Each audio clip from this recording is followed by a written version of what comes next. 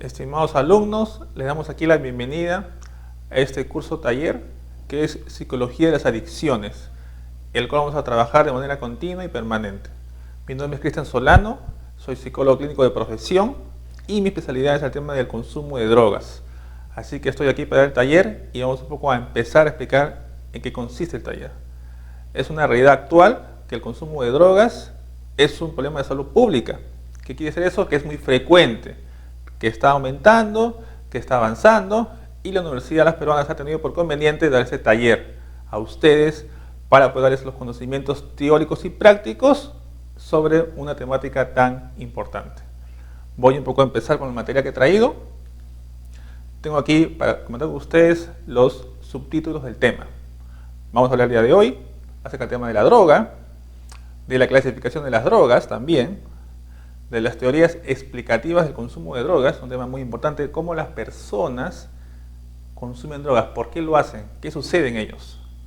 También se va a hablar de los criterios diagnósticos para el abuso de drogas. ¿Eso qué significa? Cómo yo reconocer, cómo yo darme cuenta de que una persona consume drogas y si es o no un problema. Un dato muy importante para ustedes. Asimismo, vamos a hablar de las adicciones no convencionales. ¿Eso qué significa? Las nuevas formas de consumo de drogas en las cuales no hay sustancia, solamente todo es psicológico. Más o menos por esta carrera hay que saberlas reconocer y enfrentarlas. Asimismo vamos a hablar acerca de los tipos de adicciones no convencionales, que son varias. Y finalmente un resumen y unas conclusiones acerca del tema. Muy bien, vamos a empezar a tocar punto por punto. Hablemos un poco acerca de la droga. La droga históricamente se encuentra en nuestro mundo desde épocas muy antiguas, muy remotas. Entonces es bueno saber una definición sobre la droga, cómo esto ha aparecido en el hombre y cómo el hombre lo ha buscado.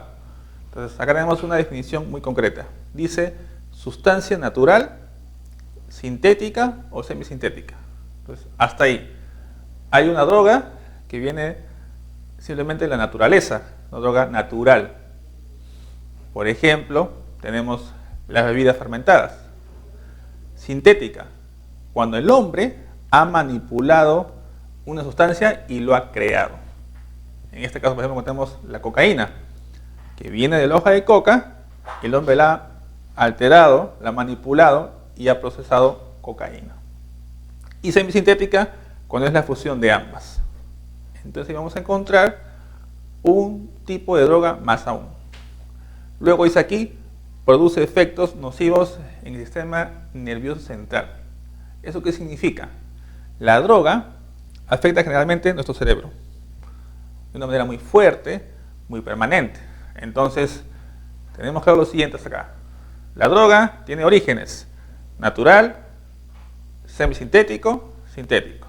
Y ahora también sabemos que afecta a nuestro cerebro, exclusivamente el sistema nervioso central. Y dice también aquí que hay una alteración del funcionamiento del cuerpo, que se divide en dos partes. La parte biológica, que es todo mi sistema cerebral, nervioso, biológico, y mi parte psicológica. Pensamientos, cogniciones, percepciones, ideas. Entonces hay toda una alteración. Entonces yo quiero hacer un resumen de lo que estoy diciendo. Podría decir, droga, una sustancia que entra a mi cuerpo y la altera. La va a alterar en la mente y en mi biología. Muy bien, continuemos. Hay una clasificación de las drogas. Diríamos que hay varios tipos de clasificaciones, pero esta es la más importante. Según cómo actúa sobre el cerebro. Entonces vamos un poco a encontrar tres grandes grupos aquí. El primer grupo son las sustancias que aceleran, quiere decir que estimulan nuestro cerebro o nuestro sistema nervioso. Las más comunes, ¿cuáles son?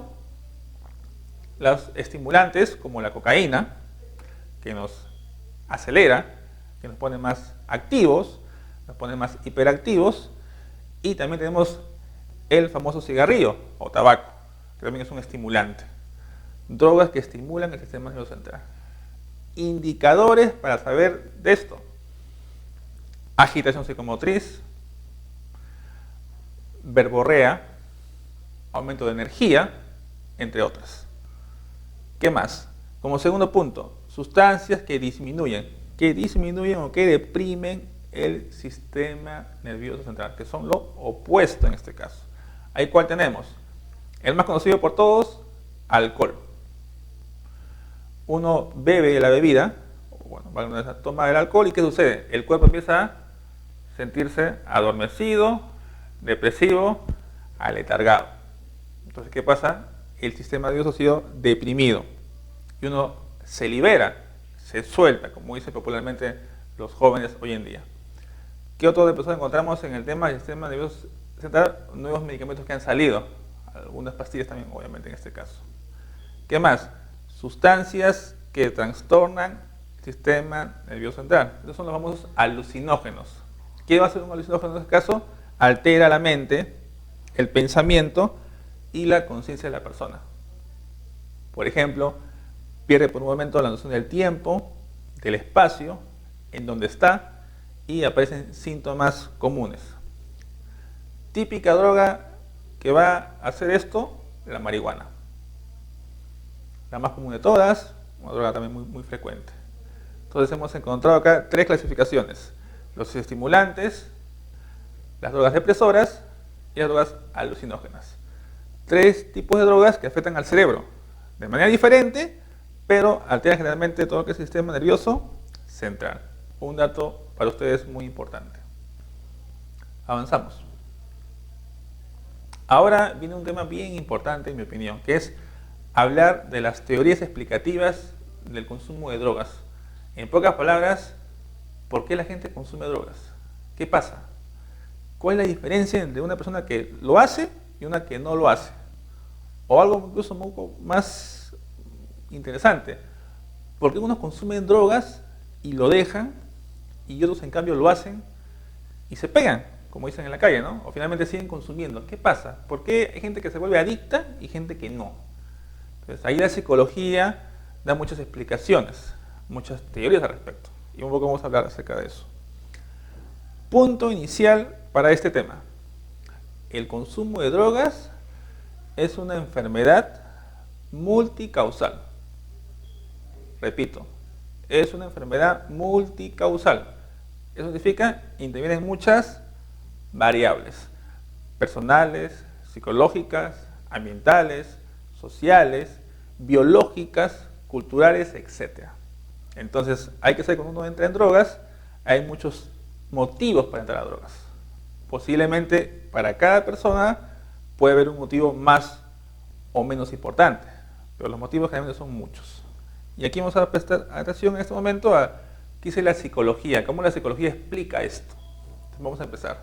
Dice, punto número 1, teoría psicodinámicas. Yo hablo de psicodinámica y me acuerdo de Sigmund Freud. Entonces, Sigmund Freud, ¿qué habla acerca de la teoría? Dice lo siguiente: el principio del placer. El ser humano por naturaleza busca placer y hace que tenga una fijación con un objeto, con una sustancia. En este caso, todos sabemos que una droga causa placer. Entonces, ¿qué pasa aquí?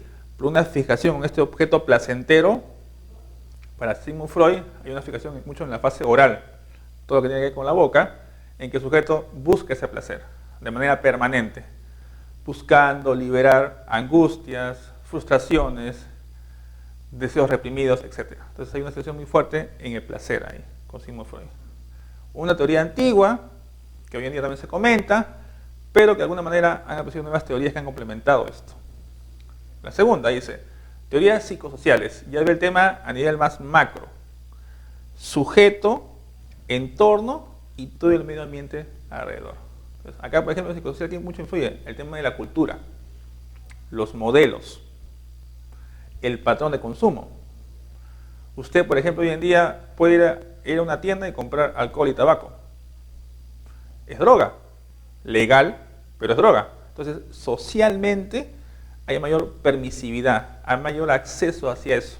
Entonces, lo psicosocial influye mucho. En casa, padres, por ejemplo, pueden beber, usted pone el televisor y una campaña de publicidad.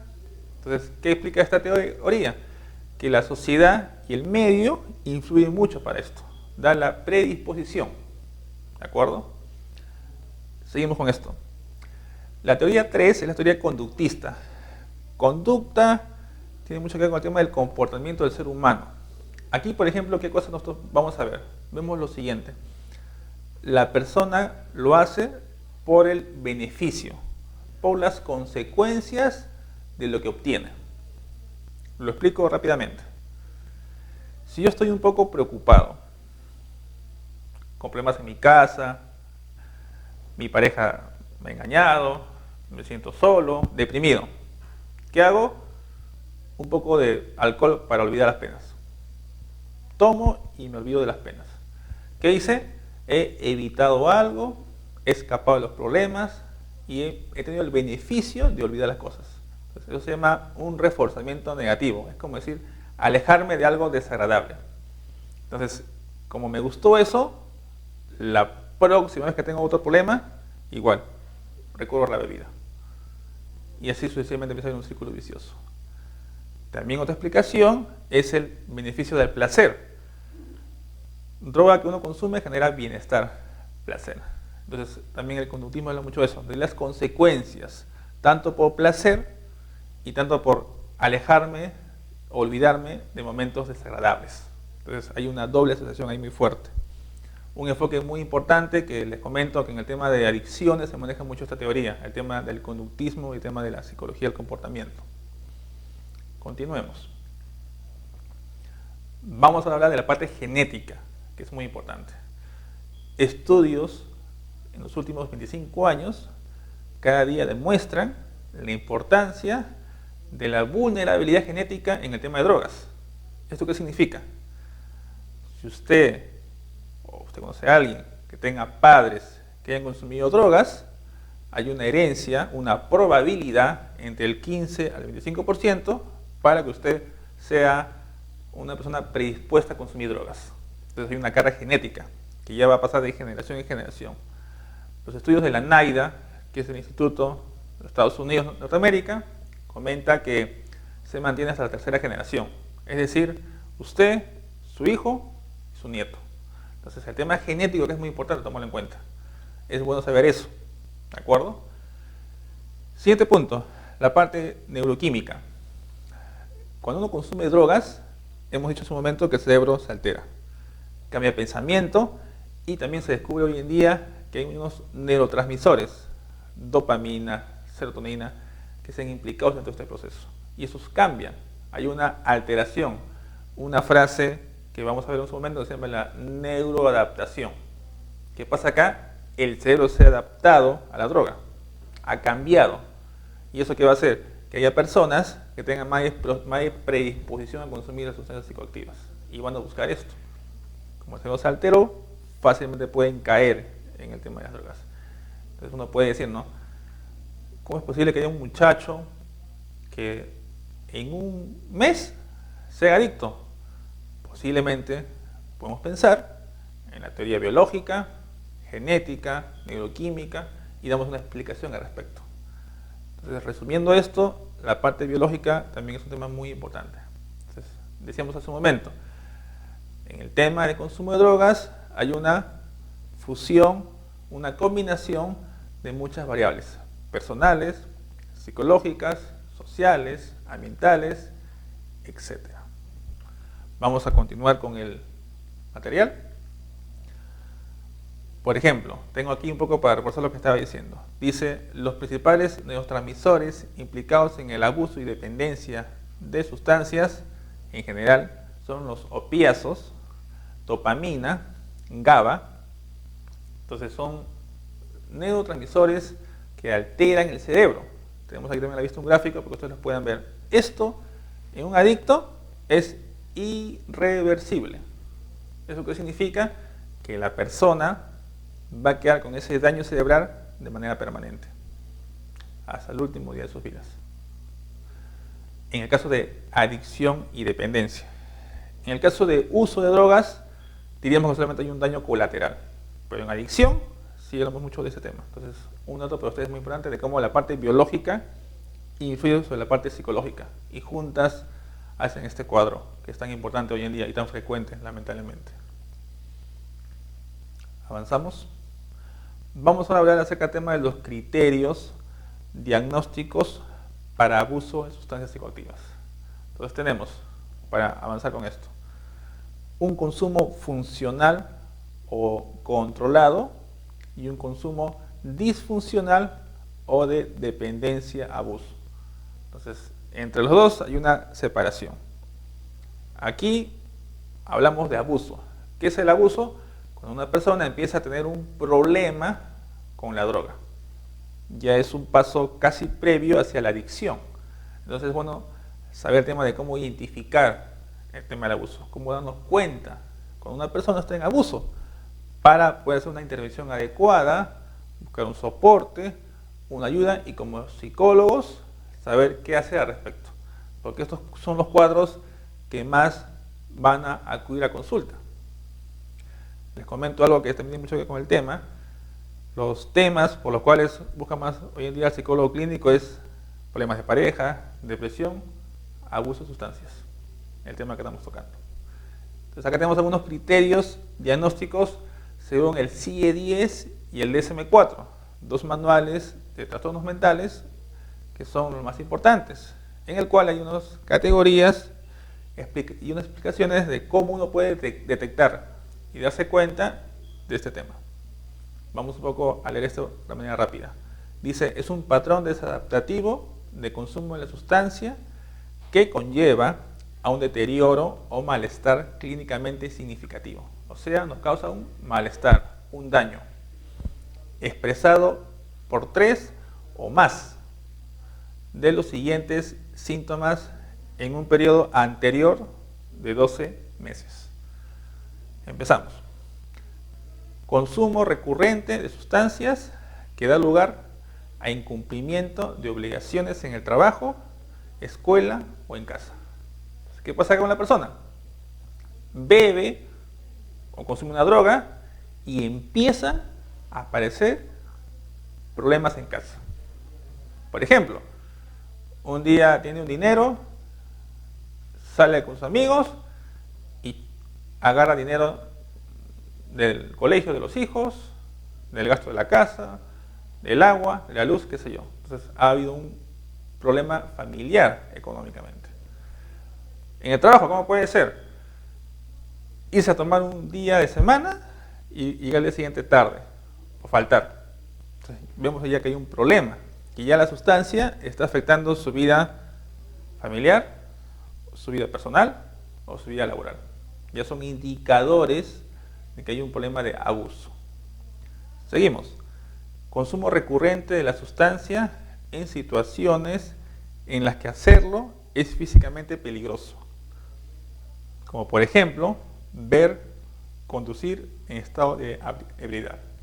Entonces, ustedes y yo también obviamente vemos todos los días los noticieros. ¿Y qué cosa vemos? Lamentablemente, mucha gente que bebe y conduce. Eso es un indicador de que hay un tema ya de una conducta de riesgo. Y es muy probable que sea un candidato a hacer abuso a drogas. Porque lamentablemente dos cosas se juntan. ¿Qué es aquí lo más importante? Que la persona no mide la consecuencia de lo que hace. Estar bebido y manejar un auto es un arma mortal.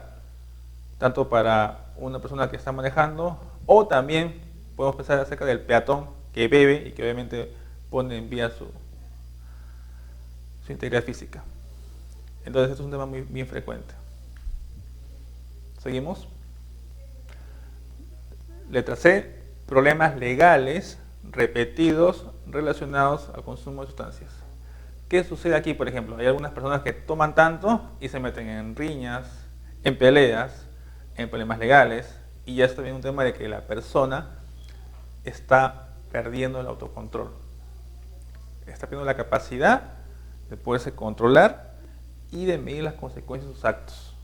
Y eso ya es un indicador muy importante. Asimismo, tenemos un consumo continuado de la sustancia a pesar de tener problemas sociales continuos o recurrentes, o problemas interpersonales causados o exacerbados por los efectos de sustancias. Acá tenemos dos temas. Problema social, y problema interpersonal. En el social, ¿a qué se refiere? Ya hay discusiones y conflictos en casa. La familia, el entorno, se empieza a dar cuenta de que algo sucede. Por ejemplo, vemos que ya ha cambiado el carácter, que está más irritable, que por ahí contesta de una mala manera, que se aísla, tiene una conducta un poco sospechosa. Vemos que ya su carácter ha cambiado.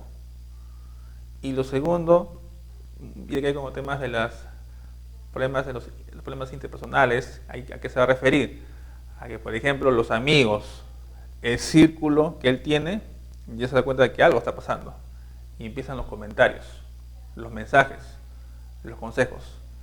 Muchas veces lo que uno encuentra en consulta, les comento, es que a veces primero se da cuenta la familia y el entorno, y el último no se cuenta es la misma persona. Producto de que posiblemente está más concentrado en el placer y no ve lo que sucede alrededor. Entonces es un tema frecuente. Ahora, ¿por qué he tocado el tema del abuso? Les comento. Porque he marcado bien claramente hace un momento, y lo vuelvo a repetir, que en abuso de drogas hay una gran cantidad de personas que requieren ayudas. Les doy un dato solamente estadístico para que se hagan una idea de lo que me refiero. Se calcula que en el Perú hay alrededor de 1.200.000 alcohólicos con problemas de abuso y dependencia de drogas. Entonces, en abuso hay mucha gente. Entonces, es bueno que ustedes sepan esto, para que de alguna manera ustedes lo puedan detectar y hacer algún tipo de plan de intervención. O cuando vayan a sus consultas, sepan cómo manejar la situación y cómo aconsejar o cómo derivar a un tratamiento especializado en el área. Finalmente dice, los síntomas no han cumplido con los criterios para dependencia de sustancias. Entonces, un tema es abuso y otro tema es dependencia. Están muy relacionados, pero digamos que el abuso es algo previo a la dependencia. Y es bueno generalmente trabajarlo en abuso, porque seríamos que va a ser un poco más fácil o más adecuado el pronóstico. Va a generar trabajo, pero de alguna manera hay mayor posibilidad de recuperación en la persona. Entonces es bueno tomar este punto muy, muy importante. Vamos a continuar con el material. Ahora un tema que cada día está más en boga: las adicciones no convencionales. No convencional se refiere a que es algo que ha salido fuera de un contexto. En este caso, ¿qué pasa? Uno piensa en adicción, piensa en una persona, y en un objeto o una sustancia. Pero en el tema de la adicción no convencional no hay eso. Todo es plenamente psicológico. Sale de la norma, sale de lo convencional, valga la redundancia.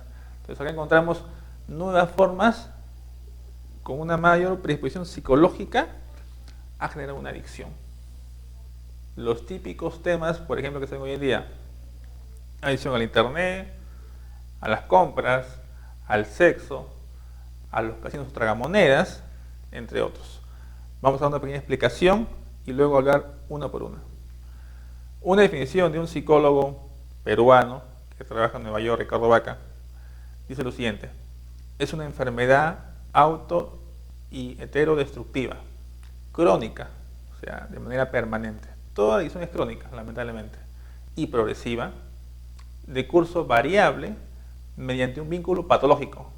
O sea, hay una enfermedad de por medio, una conducta de descontrol que establece un individuo con una sustancia que causa neuroadaptación. Les he dicho hace un momento, el cerebro se ve alterado por todo esto. Un aparato o un instrumento generalmente electrónico. También puede ser una actividad físico-mental o una persona, causándole trastornos en su bioquímica, toda la parte cerebral que hemos hablado, fisiológica, la estructura, la morfología, sistema de comportamiento, cognitivo-emocional. Se refiere a pensamientos, a percepciones y también a emociones o sentimientos. Entonces vemos que hay una transformación de todo. Y el entorno sociofamiliar. Entonces, si lo queremos resumir, una alteración física, biológica, psicológica, social, en general, donde la adicción empieza a aparecer. Y este tipo es de tipo no convencional. Vamos ahora a avanzar y ver algo más del tema. Dice, los componentes fundamentales de los trastornos adictivos son pérdida de autocontrol y dependencia. Vamos un poco a explicar esos puntos importantísimos. Para yo saber que una persona está entrando en un problema de adicción o dependencia, tengo que tener en la mente algunas palabras claves. Una es pérdida de autocontrol. Reconocer y darme cuenta que esta persona, cada día que pasa, pierde el control de lo que hace. Entre él y la sustancia, o entre él y el aparato, cada día el aparato o la droga le gana. ¿Cómo así? Un día puede decir, hoy día no lo voy a hacer. Y lo hace. Otro ejemplo, hoy día solamente lo voy a hacer hasta las 9 de la noche. Y se queda hasta el día siguiente. ¿Qué significa ahí? Que ya el control lo está perdiendo. Que el control ahora lo tiene la droga, el objeto, el aparato. Entonces hay una pérdida progresiva de autocontrol. Lo segundo, ¿qué es la dependencia? Escuchamos dependencia y recordamos que tiene que ver con cómo yo dependo de una persona o de un objeto. Entonces acá hablamos de una dependencia psicológica y física. ¿Cómo psicológica? La persona está pensando de manera permanente en la droga, en el aparato, en el objeto. ¿Cómo así? Estoy pensando de esta manera, a ver. Más tarde voy a juntar una plata, voy a irme al casino, voy a ver a mis amigos y voy a pasarla bien. Ya estoy pensando, antes de hacerlo, en lo que voy a hacer más adelante. Otro ejemplo. Estoy en mi casa, viernes por la noche, o más un sábado por la noche, y ya me dan ganas de beber. Estoy inquieto, irritable, aburrido, tenso, y ya estoy buscando a quién llamar, a quién acercarme, a qué amigo tal vez telefonear, para aumentar esta dependencia. Entonces, la dependencia es un tema también muy importante en el tema de las adicciones, y hay que saberlo manejar. Asimismo dice que en adicciones no convencionales no pueden limitarse exclusivamente a las conductas generadas por sustancias químicas. Claro que no, sale del contexto. Ante una computadora, por ejemplo, un aparato es algo físico, pero ahí tiene mucho que ver el tema más psicológico, el significado que le da a la persona a este tipo de comportamiento, porque es puramente conducta, y todo es acá un tema muy importante a trabajar. ¿Qué más sobre adicciones no convencionales? Dice, existen comportamientos aparentemente inofensivos que pueden convertirse en adictivos. O sea, de algo que es sano, que es inofensivo, puede empezar a parecer un problema e interferir gravemente en la vida cotidiana de las personas afectadas. Ejemplo, la computadora. Un medio electrónico de información que abre mucha tecnología y mucho desarrollo de la ciencia. El Internet, por ejemplo.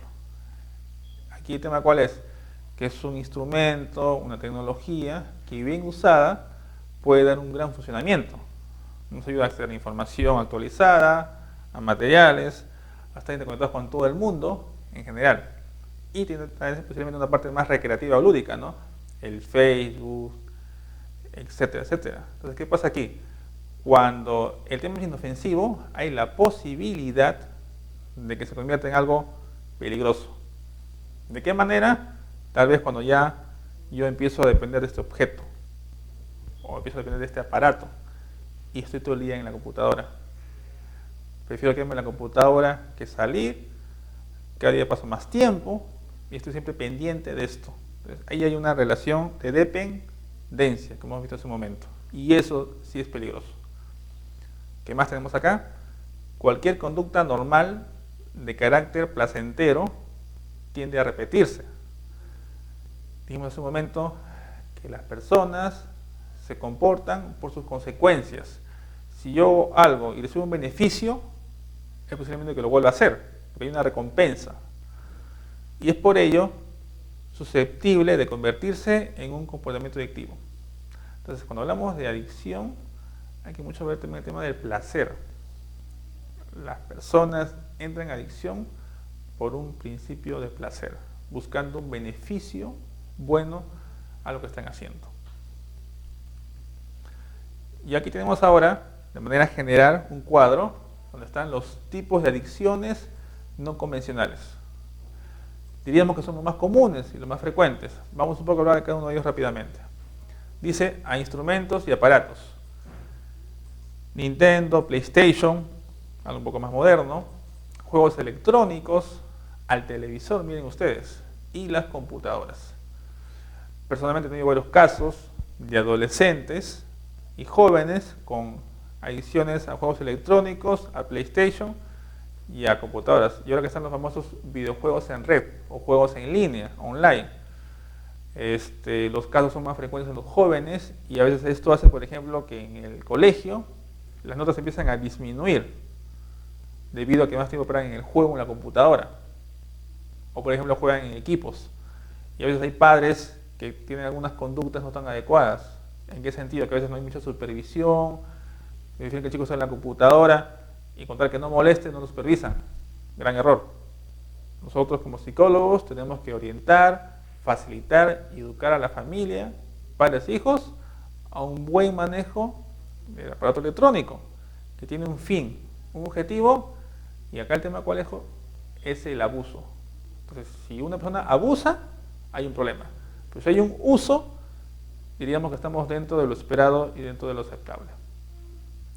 Dice también mismo, adicciones a actividades. Atención, hay actividades que son muy repetidas y permanentes, pueden también ser una conducta problemática, como cuáles. Deporte. Ahí nos referimos a un deporte excesivo, cuando la persona hace esta actividad de manera casi diaria y obviamente es un tema más de dependencia. Más que hacerlo por un placer, lo hace por un hedonismo o por un sentimiento de frustración.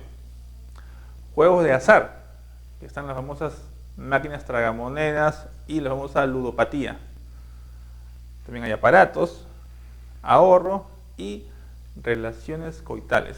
Yo ahí quisiera agregar algo importante, las famosas relaciones afectivas. Muchas personas, a veces, cuando están en una relación sentimental, enganchan en una relación patológica a nivel emocional. Y eso también es una adicción no convencional. Por ejemplo, ¿no? Jóvenes que están en una relación con una pareja, terminan, regresan, terminan, regresan, terminan, regresan. ¿Qué pasa ahí? Hay una dependencia hacia esa persona. Y eso también es un problema a tomar en cuenta para ustedes. A personas, un poco tocando el tema que les estoy comentando, de personalidad, de conducta, adicción, como se está conversando el día de hoy, con problemas orgánicos, como enfermedades terminales, irreversibles, irreversibles. Entonces vemos que hay una adicción no convencional muy grande, que es muy amplia, que hay que tomarla en cuenta para poderla trabajar. Entonces tenemos aparatos, actividades y a personas. Y esto juntamente puede generar en las personas algunos problemas importantes. Y como psicólogos tenemos nuestra función de promocionar, de aconsejar y de hacer una ayuda especializada en el tema. Vamos a continuar con la ponencia. Dos conclusiones para juntar lo conversado. Dice, psicología de las adicciones es una especialidad dentro de la psicología clínica. Dentro de la clínica está la psicología de las adicciones, que tiene como objetivo evaluar, diagnosticar y realizar un tratamiento. Entonces, nosotros como psicólogos tenemos la capacidad de ¿qué? Primeramente en adicciones, reconocer el problema, darnos cuenta con nuestro ojo clínico, con nuestra capacidad teórica y práctica, de cómo yo puedo evaluar a esta persona y saber que esta persona tiene un problema. Paso 1, hacer la evaluación. prevención. El paso 2, hacer el diagnóstico. No, esta persona tiene un problema. Esta no. Hacer esa diferenciación es importante, darnos cuenta quién y quién no puede tener un problema. Y la parte más importante, hacer el tratamiento. Para las personas que lo ameriten, que lo necesiten, es recomendable un tratamiento especializado en el tema. ¿Qué más dice acá? Los conocimientos de psicopatología, de toda la parte de las enfermedades mentales o psicológicas, son fundamentales para abordar esta problemática, tan frecuente a nivel nacional e internacional. Entonces acá tenemos un dato importante, la psicopatología, que es el estudio de enfermedades psicológicas y mentales, tiene un área, que son las drogas, las adicciones. Entonces es necesario tener un conocimiento muy fuerte. ¿Por qué? Porque muchas veces una persona que tiene problemas de drogas también está con ansiedad, una depresión, con un problema de personalidad. O sea, difícilmente viene con un solo problema, viene a veces con más de un problema. Problemas en casa, familiares, qué sé yo. Entonces es bueno tener todo claro, en conocimiento, para poder saber por qué esta persona hace tal comportamiento. Y ya lo que decía aquí, como últimas líneas, ¿no? Es un tema muy frecuente. Cada día nosotros posiblemente vemos o también conocemos a alguna persona, tal vez un familiar, un amigo, un vecino, alguien del barrio, que sepamos o que hayamos escuchado que está con problemas de conducta, alcohol, drogas, etc. Entonces es una realidad. Más aún, nuestro país es un país productor de drogas. Y, por ejemplo, en el consumo de cocaína, somos el primer país exportador de cocaína. Entonces la droga está aquí se produce, y eso hace que en el mercado interno haya mayor capacidad o mayor facilidad para conseguir las sustancias psicoactivas. Y a nivel internacional, qué duda cabe. Pero somos un país lamentablemente productor, donde hay un mercado que tanto está a nivel externo como interno, y hay que saberlo reconocer para poderlo trabajar. Esto es un poco una explicación acerca del tema de la temática de la psicología de las adicciones, que les he presentado el día de hoy para ustedes, para que un poco lo puedan conocer, y de la misma manera vamos a seguir trabajando esto en momentos posteriores. Muchas gracias. Efectos. De rápida aparición. Varían según las dosis, el tipo de cannabis, el estado de ánimo del individuo y sus expectativas. Inicialmente, dosis bajas producen sensaciones placenteras de calma y bienestar, euforia, risa fácil, desinhibición, locuacidad y alteraciones de la percepción temporal y sensorial. Los ojos se enrojecen, la boca se seca y hay dificultades de coordinación, para conducir, por ejemplo, y en los procesos mentales complejos. A ello le sigue una segunda fase de aumento del apetito, depresión y somnolencia. En dosis elevadas, puede provocar confusión, letargo, percepción alterada de la realidad y, de manera más inusual, estados de ansiedad y pánico. Riesgos. Destaca el aún muy discutido síndrome amotivacional, deterioro de la personalidad que conduce a un pobre comportamiento psicosocial, unido a una frecuente disminución de la capacidad de concentración y de memorización. El humo es más perjudicial para el pulmón humano que el del tabaco y puede causar alteraciones en el sistema reproductor e inmunológico. El THC atraviesa la barrera placentaria, por lo que su consumo supone un riesgo para el feto, tanto durante el embarazo como en la lactancia. Posibilidad de que el bebé nazca con bajo peso. En personas de riesgo, el cannabis puede desencadenar psicosis y cuadros delirante alucinatorios. Existen pocas posibilidades de sobredosis.